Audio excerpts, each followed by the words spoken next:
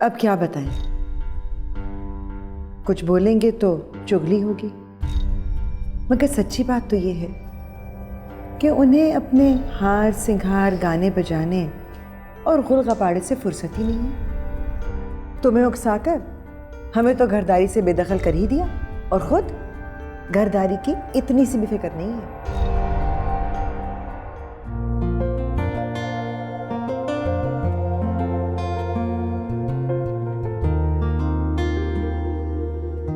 हमसे जीत के दिखाए तुम्हारे दिलारा बेगम। उन मोहसिन साहब को शिकस्त दी तो क्या दी? ले दिलारा, अल्लाह के अमान में दिया। मैं चलती हूँ।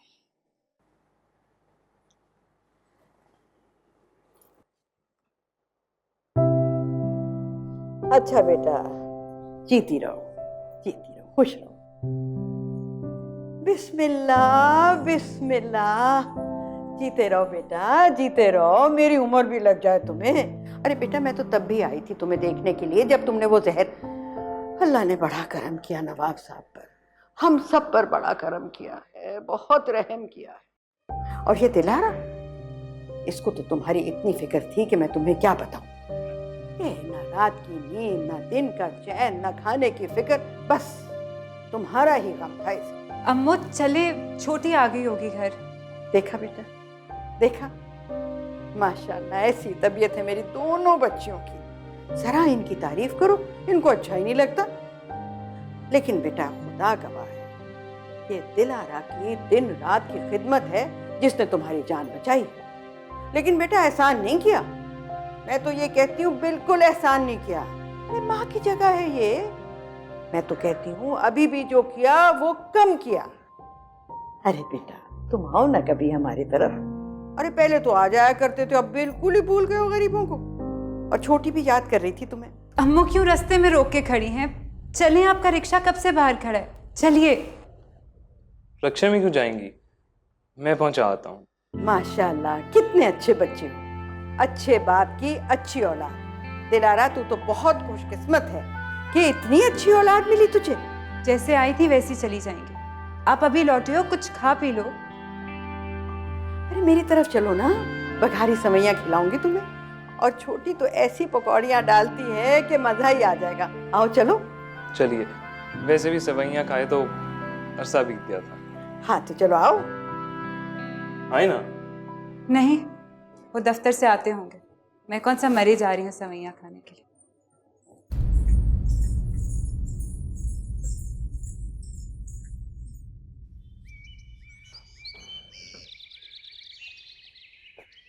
क्या हुआ भाई, भूख क्यों नहीं? डॉक्टर ने पता नहीं कौन सी गोली खिलाई है, कसम से मुंह कड़वा कसैला हो रहा है। अच्छा किया, उसे चाहिए था कि तुझे जहर दे देता। अरे वो तो मैं तेरे हाथ से खाऊंगा ना नूरन, हैं? अब ऐसा भी जख्मी नहीं था तू कि डॉक्टर और अस्पताल होता। आनम खामखा परेशान हो गई, तू कौन सा मर जाता। मरा वही तो हूँ नूरन, जिंदा कब हूँ।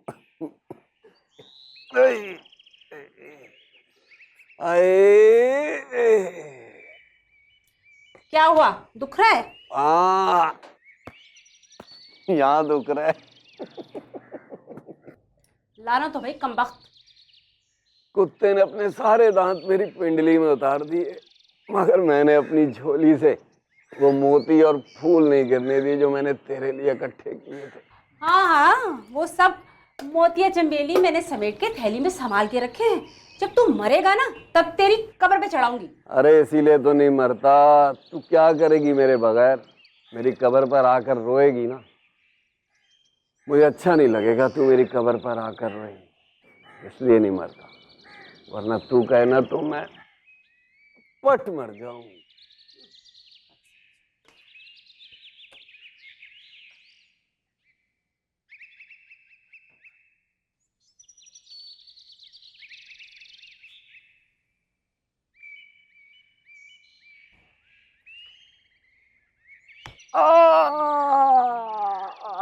कमबख्त नौटंकी, सत्यानाश हो तेरा। दिल हिला के रख दिया मेरा। हाय, बस इसीलिए तो नहीं मरता नूरन, तेरा दिल दहल जाएगा। तेरा है कौन मेरे बगैर, हैं?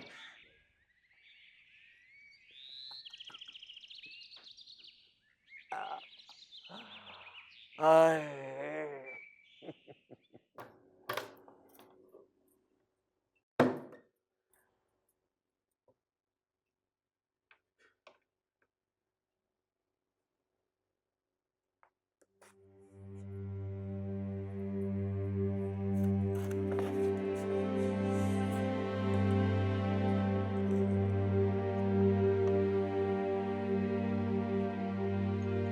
तुम भी तो कुछ और नहीं बोली नूरजहां।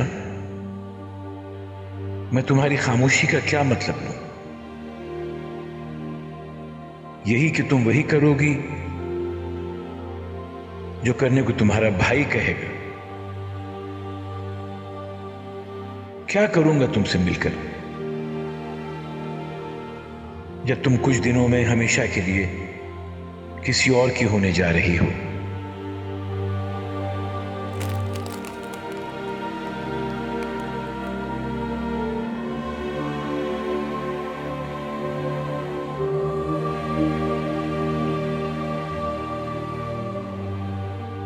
आलम साहब दरगाह जाइएगा?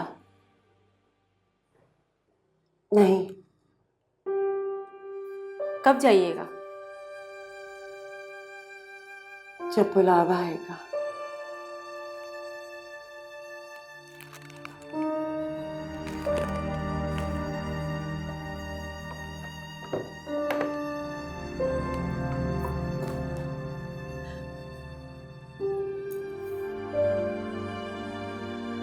मैं खाना नहीं खाऊंगी नूरन।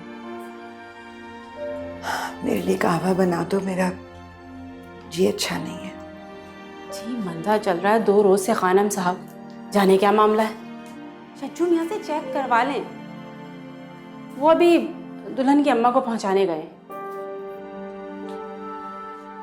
अब इस घर में किसे फुर्सत है मेरी खबरगिरी करने की? सलाहुद्दीन और उनके बच्चे तो दिलारा का दिल बहलाने में लगे हैं।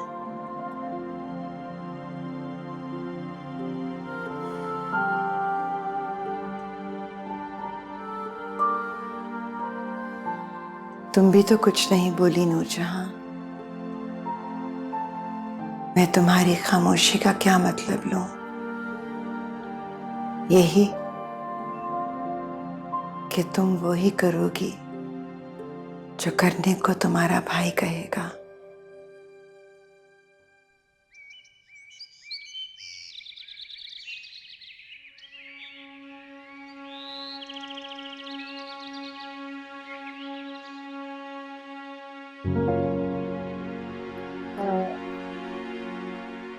हेलो।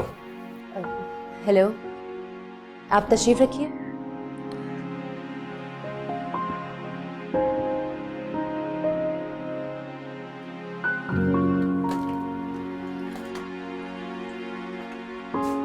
आपा कहाँ है? शुक्र है तू भी आ गई है। ये ले गरम गरम पकौड़े मैंने निकाले, ये ले जा। और सुन, चाय मैंने रख दी, शक्कर जरूर पूछ लेना। और दफ्तर से आके जरा मुंह तो धो लिया कर, पहले ही रंगत अच्छी नहीं है, ऊपर से ये धूल मिट्टी। आपा कहाँ है? कमरे में तो नहीं है।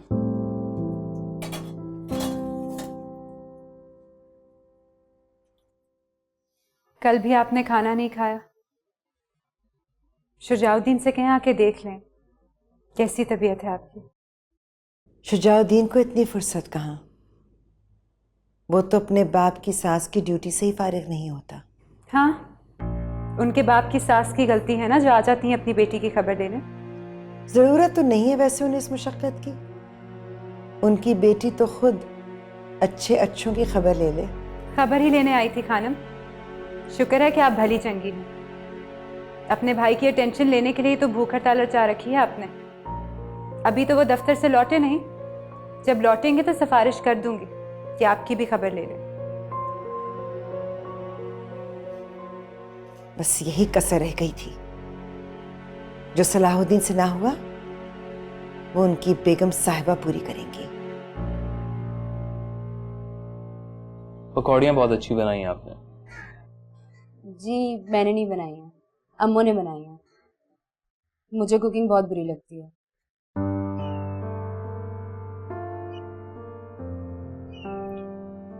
बैडमिंटन खेलती थी।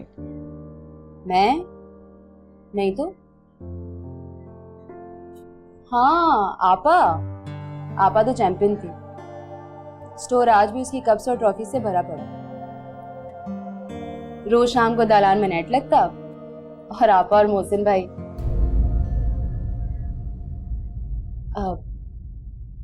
चाय और लेंगे आप? मैं लेकर आती हूँ।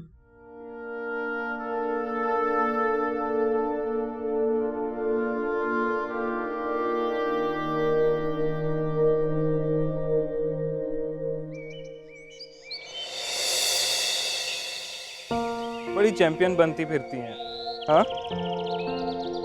मुझे हराएं तो मानो। चलिए। अम्मू ने उड़ाई होगी, मुझे नहीं आता ये खेल। अम्मू के स्टोर में तो जैसे सारी ट्रॉफीज मेरी भरी ली रखी है ना। रहने दीजिए शज्जू, नवाब साहब आने वाले होंगे और वैसे भी हमसे कहाँ खेला जाता है। चलिए। अरे शज्जू, अरे चलिए तो सही। सुनो तो। क्या लंबा झाला ताना है शज्जू भी आने छत पर। सब कुछ बेचारे ने अकेले ही किया है। तू तो हीले बहाने करके बस बीमार बना रहा कर। ना काम का ना काज का, दुश्मन अनाज का। अब सज्जू मियाँ और दुल्हन चिड़ी छक्का खेलेंगे। अल्लाह जजा दे दुल्हन को, बच्चे का दिल बहला लिया। नहीं तो वो तो गए थे हाथों से। दुल्हन की वजह से आज जिंदा सलामत बैठे हैं। अल्लाह मेरी उम्र भी दे दे उनको। कैसे खुशी खुशी खेल रहे हैं। हाँ, खूब मजे से और खुशी से खेल रहे हैं। एक छक्का सज्जू मियाँ के हाथ में, दूसरा दुल्हन के, और बीच में नवाब साहब की चिड़िया। एक हाथ लगाना नवाब साहब को तो नवाब साहब वो गए।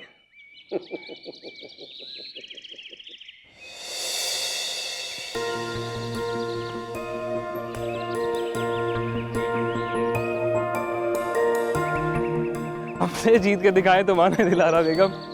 उन मोहसिन साहब को शिकस्त दी तो क्या दी।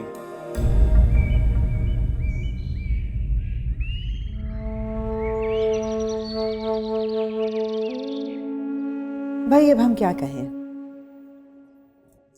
यहाँ तो नवाब सलाहुद्दीन की कुल नस्ल दिलारा और उसके खानदान के लिए वक्फ हो गई है। बस हम तो मुंह सीकर कोने में पड़े हैं भैया कि कुछ कह देंगे तो तुम्हारी वो भोली भाली मासूम सूरत दुल्हनिया मुंह से चिंगारियां बरसाने लगेंगी। ये तो हमारा ही जिगरा है जो अभी तक बैठे हैं इस घर में। दिलारा ऐसी बदलिहाज तो नहीं है खाना। हाँ भाई, तुम्हारे सामने तो वो मासूम सूरत फरिश्ता बन जाती हैं। तुम क्या जानो कि तुम्हारे पीछे क्या क्या होता है इस घर में।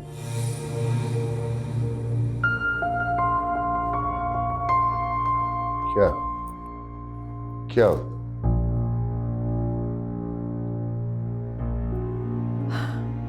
अब क्या बताएं, कुछ बोलेंगे तो चुगली होगी। मगर सच्ची बात तो ये है कि उन्हें अपने हार सिंगार गाने बजाने और गुल गपाड़े से फुर्सत ही नहीं है। तुम्हें उकसाकर हमें तो घरदारी से बेदखल कर ही दिया और खुद घरदारी की इतनी सी भी फिक्र नहीं है। बदरू को तो खैर घर से निकाल ही दिया, अब तुम्हें और शुजाउद्दीन को मुट्ठी में कर रखा है। देखें हमें कब निकाल बाहर करती है। फिलहाल तो कोठे पर चिड़ी छक्का हो रहा है।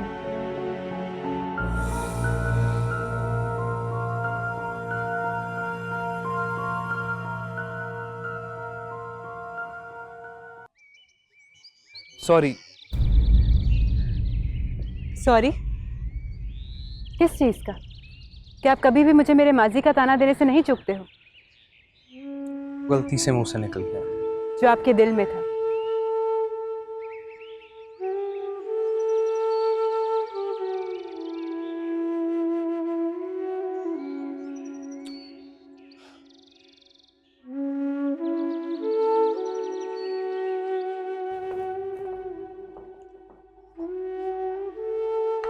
एक आवाज पर आ जाएंगी दुल्हन सरकार।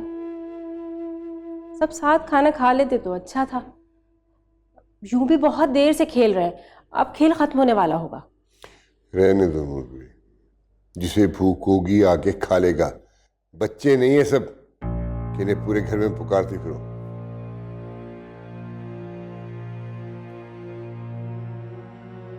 अरे आप आ गए? बहुत भूख लगी होगी ना।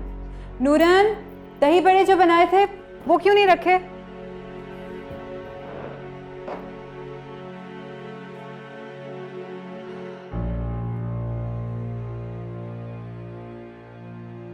थक गए हैं आप? थक तो तुम गई होगी। कैसी रही गेम? फिर शज्जू मियाँ तो बड़े होकर नहीं दे रहे। लाख मना किया पर नहीं, वो अपनी जिद पर अड़ जाते हैं। फतेरा कहा कि नवाब साहब आने वाले होंगे, मैं नीचे ही रुकती हूँ। पर ऐसी जिद की कि अभी ही खेलना है। मैं कहाँ साड़ी गहनों में खेलने के लिए तैयार थी, मगर मेरे सर हो गए। कलाई भी दुखने लगी है मेरी। दिमाग खराब हो गया शुजाउद्दीन का। जब एक बार मना कर दिया कि नहीं खेलना, फिर खेलने की जिद करने की क्या जरूरत थी? नूर बीबी, शुजाउद्दीन से कहिए मेरी स्टडी में आए। दिमाग ठीक करूं मैं इसका। आप कुछ खाना तो खा लें। पहले तुम्हारे सुकून का बंदोबस्त कर दूं, फिर खा लूंगा। भेजिए इन्हें।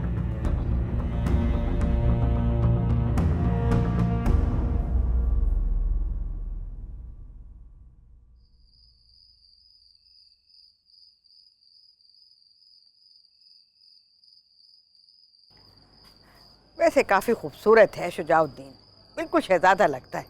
अल्लाह नजर बद से बचाए। आंखें भी देखो कैसी शरबती हैं उसकी। नवाब साहब का रंग ज़रा पक्का है, नैन नक्श भी कोई ऐसे नहीं। होगा कभी जवानी में नवाबी रोब, खैर अभी भी है, लेकिन अब ज़रा ढलक गए हैं। चेहरा भी जैसे झुर्रा गया है। तो छोटी, तुझे कैसा लगा शुजाउद्दीन? मुझे तो लगता है कि आपा की शादी शुजाउद्दीन से होनी चाहिए थी, ना कि उसके अब्बा से।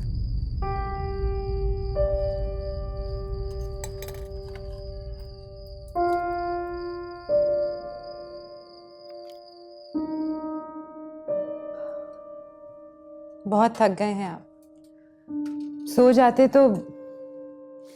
अभी सो जाता हूँ, जरा शुजाउद्दीन से बात कर लूं। अब आप उनसे क्या बात करेंगे?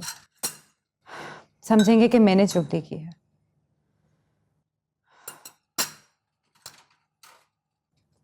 अब वो ही समझेंगे जो मैं उन्हें समझाऊं। आपने बुलाया मुझे डैडी? आओ। आप क्यों उठ रही हैं? बैठी रही है। जाने दो उन्हें। मैंने तुमसे 1 to 1 बात करनी है। वैसे भी हर बात में औरतों को बैठना जरूरी नहीं होता।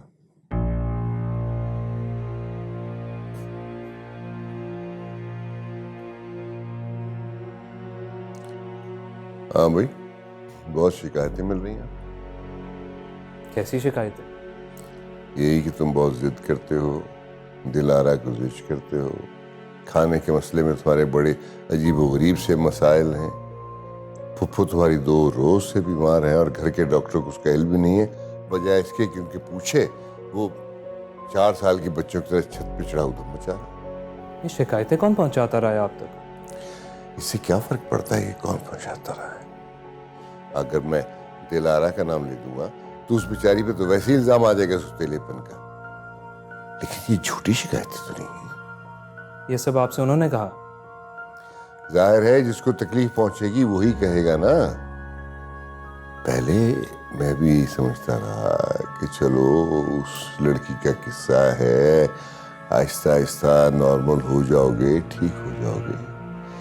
लेकिन तुमने तो सारे घर वालों को ही अपने जूते की नोक पर रख लिया। तुम उनके साथ ऐसे सलूक कर रहे हो जैसे उस लड़की को इस घर से चलता करने में उनका कसूर हो या उन्होंने तुम्हें जहर दिया। आप मुझे कब तक इस बात का ताना देते रहेंगे डैडी? ताना? ये तो अपनी जिंदगी ताना बन के रह गई है। उस रोज एक साहब मिले थे, ताल्लुक है तुम्हारे हॉस्पिटल से। कहने लगे डॉक्टर साहब तो अब काम में दिलचस्पी ही नहीं, देर से आते हैं हॉस्पिटल, जल्दी चले जाते हैं और जितनी देर रहते भी हैं अपने कमरे में बंद रहते हैं। इस तरह तो हॉस्पिटल वाले उन्हें निकाल बाहर करेंगे। और नए डॉक्टर्स का क्या है भाई, आजकल हर दूसरा लड़का लड़की डॉक्टरी किए फिर रहा है। ये किसने कहा आपसे? किसने कहा छोड़ो, मैं इसी शहर में रहता हूँ, 20 लोग जानते हैं मुझे, मैं कोई अजनबी नहीं हूँ यहाँ पे। वो 20 के 20 आपसे झूठ बोलते हैं, बकवास करते हैं। तुम्हारा क्या मियाँ, तुम तो ये भी कह दोगे कि मैं भी बकवास करता हूँ। मैंने ऐसा कब कहा? लेकिन जो कोई भी आपको शिकायतें पहुंचा रहा है सब गलत है, बकवास है। कोई क्या कहेगा मियाँ, मैं खुद देखता हूँ कैसे तुम छत पे चढ़े ऊधम मचाते हो। आधी आधी रात को गाना बजाना होता है, ताश के पत्ते खेले जा रहे हैं। वो बेचारी दिलारा, वो तो मुरव्वत के मारे तुमसे कुछ कहती नहीं है, लेकिन तुम्हारे रवैये से बहुत बेजार हैं। मैं नहीं जानता था कि वो। चलिए शुक्रिया जनाब, आप ये तो माने कि आप भी कुछ नहीं जानते, वरना जनाब आपका तो आलम यह है कि दुनिया में जो कुछ है आपसे जानते हैं। मैंने ऐसा कब कहा? और वैसे भी तुमसे क्या कहना भाई, यही जगह थी ना, यही कमरा था जहां एक लड़की को सच्चा साबित करने के लिए तुम अपने बाप को झूठा साबित कर रहे थे, जहां से तुम ये घर छोड़ के जाने की धमकियां दे रहे थे। वो लड़की तुम्हारे मुंह पे झूठा मार के चल गई और तुमने सारे घर वालों की जिंदगी अजीरन कर दी। स्पेशलाइजेशन करनी थी जनाब ने, ये जो सादा सा MBBS करके बैठ गए, कोई तीर नहीं मारा। बजाय इसके कि आगे की तैयारी करो, पढ़ाई करो। तुम तो मेरी आंखों में भी धूल झोंक के छत पे चढ़े बैडमिंटन खेलते रहते हो। आप क्या चाहते हैं? एक बाप और क्या चाहेगा सिवाय अपनी औलाद के रोशन और बेहतर मुस्तकबिल के। मगर तुम में इतनी सोच, इतनी फिक्र, इतनी मैच्योरिटी कहाँ, कैसे सोचो? तुम तो बस बाप की दौलत पे ऐश करो, खेलो कूदो, बैडमिंटन, ताश के पत्ते, गाना बजाना, इसके सिवा तुम और क्या करोगे? सिर्फ वही करूंगा जो आप चाहते हैं।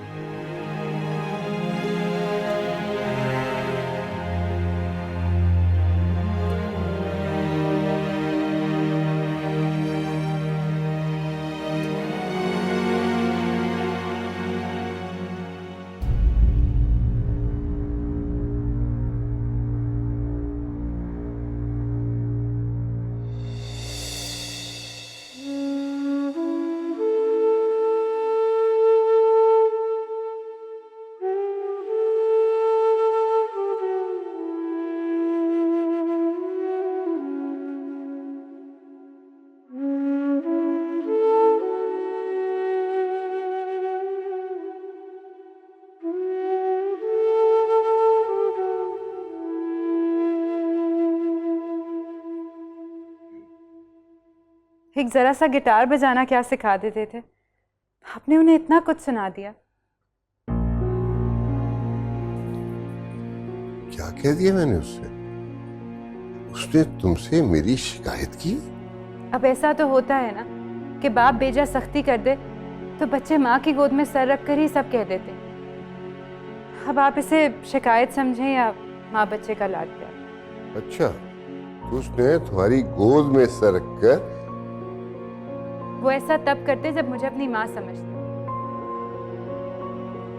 हाँ, उसने तुम्हें अपनी माँ समझा ही कब?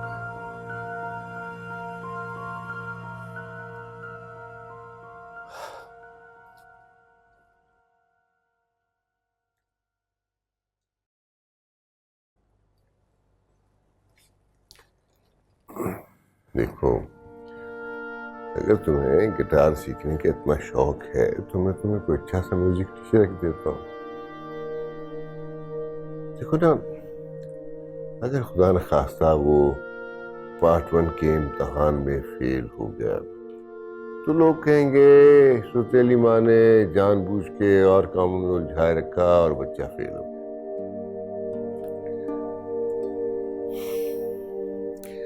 ऐसे भी बहुत आवारा हो गया। समन के इश्क ने उसे बिल्कुल नालायक निकम्मा बना दिया, और मैं नहीं चाहता कि सोतेलेपन की वजह से तुम पे उसकी नालायकी का इल्जाम है।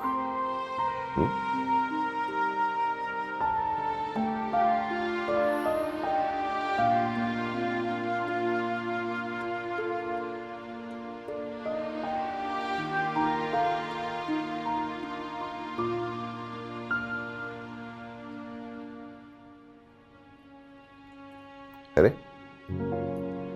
वाह, तुम्हारे बाल कितने लंबे हो गए ना, पता ही नहीं।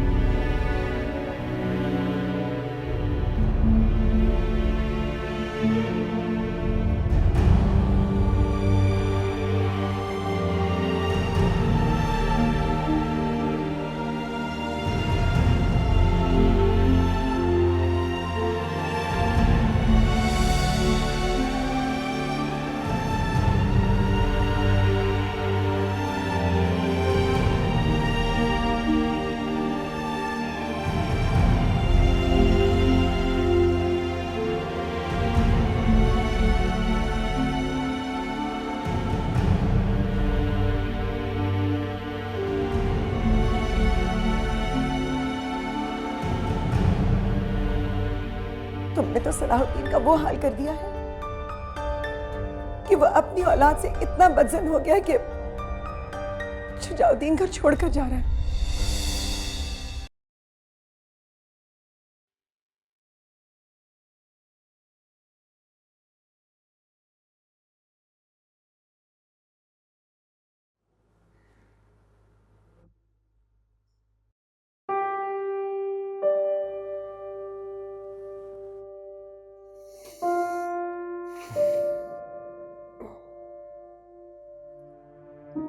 बहुत सवेरे उठ गई दिला।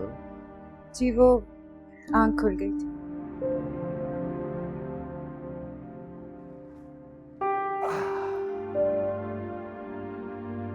आंख लगती तो खुलती ना, तो रात भर बेचैन रही, करवटें बदलती रही, पता नहीं किस बात की बेचैनी। मैं तो कुछ ज्यादा ही सो लिया।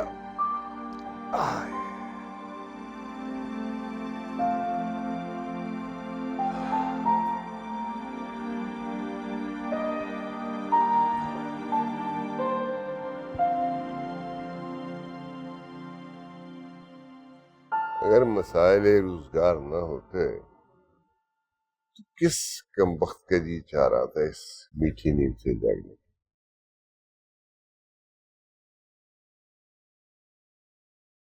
क्या बात है, सिंगार नहीं किया। बस वो दिल नहीं किया। अच्छा मैं तो इस खुशफहमी में था कि तुम अपने दिल के लिए नहीं, मेरे दिल की खुशी के लिए सिंगार करते।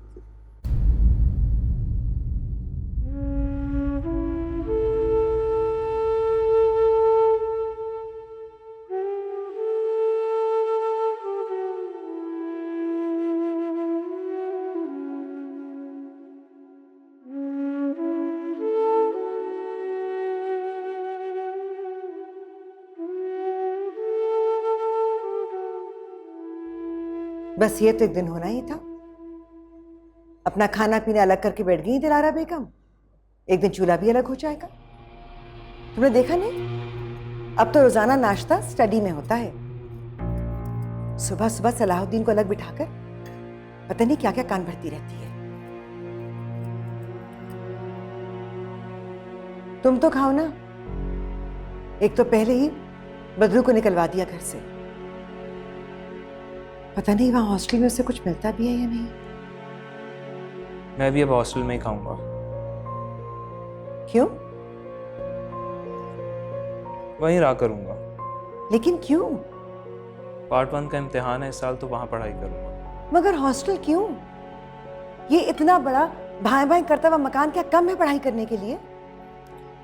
डैडी का ख्याल है कि मैं बहुत बिगड़ गया हूँ, बहुत लापरवाह हो गया हूँ, आवारा हो गया हूँ। इस घर में सबको तंग करके रखा है, इसलिए बेहतर है कि मैं इस घर से चला जाऊं।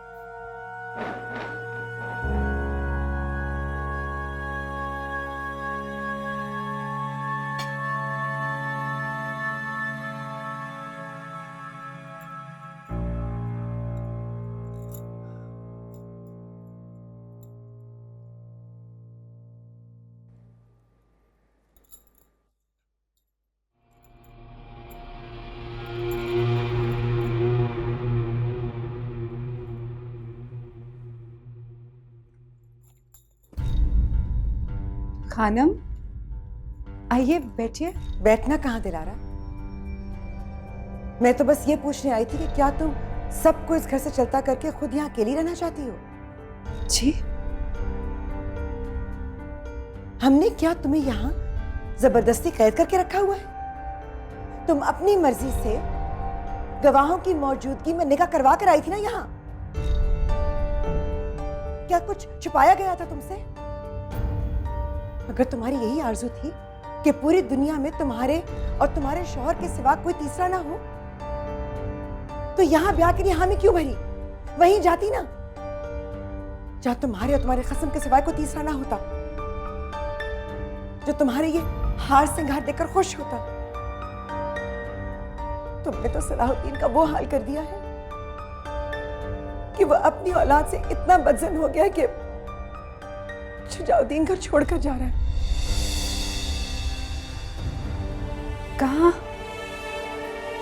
कहाँ जा रहे हैं? इतनी नन्ही ना बनो दिलारा।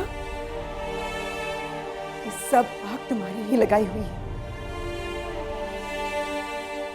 एक मैं बची तो मुझे भी जहर दे दो, क्योंकि भाई की चौखट के सिवाय मेरा कोई ठिकाना नहीं।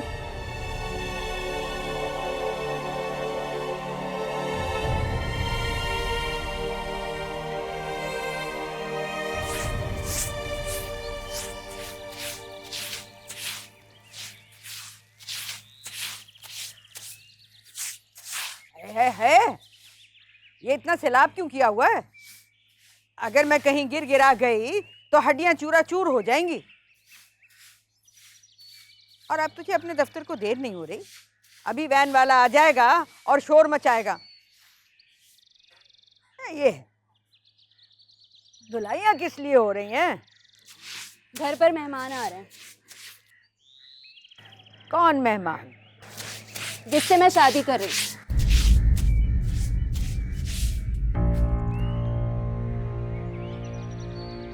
फिर अंडे उठा लें, पता नहीं क्या क्या उठा के ले आती हैं और खुद खा लेती हैं सब कुछ। मेरी तनख्वाह जब से आना शुरू हुई है ना, आपका तो चटोरापन लौट आया है।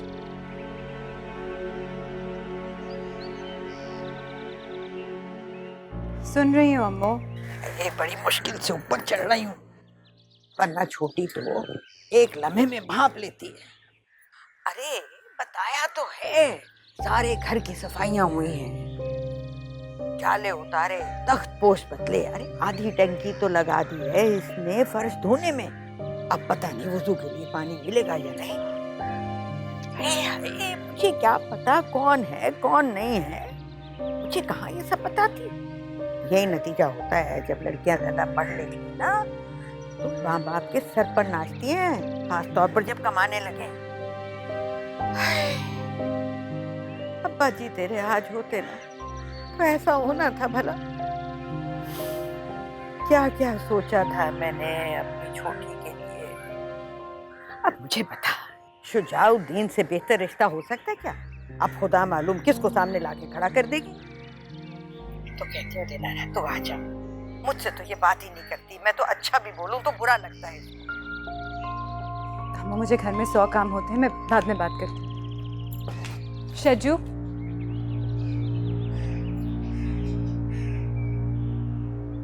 जा रहे हो आप? एक दो जगह बात हुई है, चंद रोज और बर्दाश्त कर लें फिर चला जाऊं।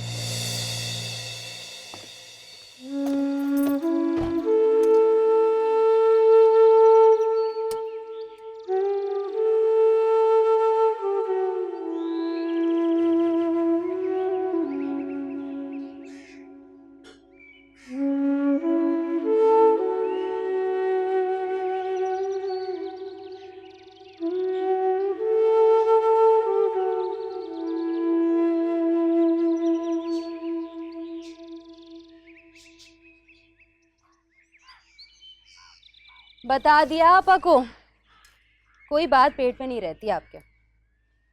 और नहा धो के अपना हुलिया थोड़ा दुरुस्त कर लें। तेरे अब्बा जी अगर आज जिंदा होते ना तो जमशेद से मिल लेते। हाँ भैया, मरने वाले के तो सब गुनाह माफ हो जाते हैं, वो तो बेहतरीन हो जाता है, सारी बुराइयां उसके साथ चली जाती हैं, बस सिर्फ अच्छाइयां याद रहती हैं। कुछ की बुराइयां तो इतनी ज्यादा होती हैं अम्मू के मर कर भी जिंदा रहती हैं। जमशेद के सामने ऐसे डायलॉग मत बोलिएगा, और कुछ हल्के रंग की साड़ी पहनिएगा। वो जामनी साड़ी मत पहन लीजिएगा, जरा डिसेंट बेवा लगने की कोशिश करें।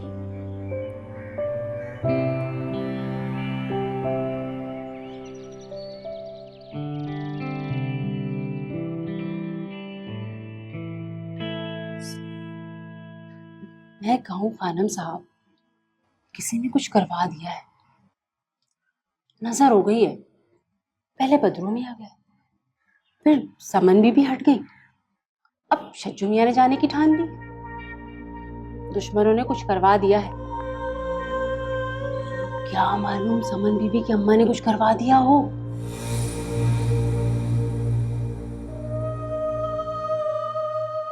अब ख्वाहिश दुनिया कौन करे, अब ख्वाहिश दुनिया कौन करे। अजीब मिजाज किए दिला। रोज मैं दफ्तर से आके बैठता बाद में तुम्हारी शिकायतें मेरी शुरू कर देती है। या मेरे पीछे पड़ा रहता है, मुझे गाने बजाने से जिच करता है, अस्पताल जाता ही नहीं है, सम्मन के साथ आवारागर्दी करता रहता है, बदमिजाज है, बद अखलाक है, इसके दोस्त उसके अहबाब अच्छे नहीं है। खानम वो क्यों मेरे खिलाफ होंगी? शज्जू, तुम सलाहुद्दीन की पहली औलाद हो, इस जायदाद के वारिस। तुम तो कांटे की तरह खटकते होगे उसकी आंख में। और वैसे भी वो ये कैसे बर्दाश्त करेगी कि उसके अलावा सलाहुद्दीन किसी और की परवाह करे।